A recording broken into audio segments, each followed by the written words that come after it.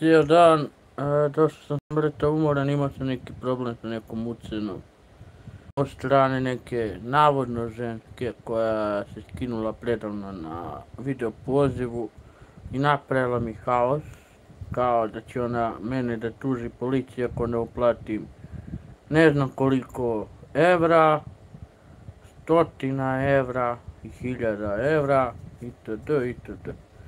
I to svaki mjesec po 100 eura, na kraju se na to svelo. Svaki mjesec po 100 glupih eura. Da ih šaljem. Da ja nisam blokirao, svašta bi bilo.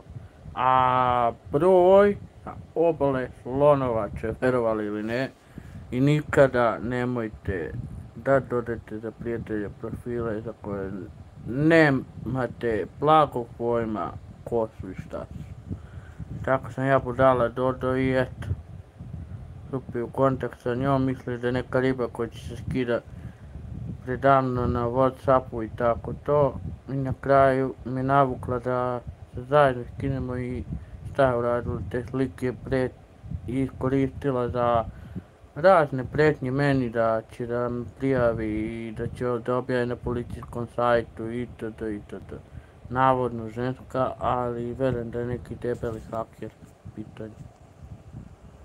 Jebik, ima i toga, vidite.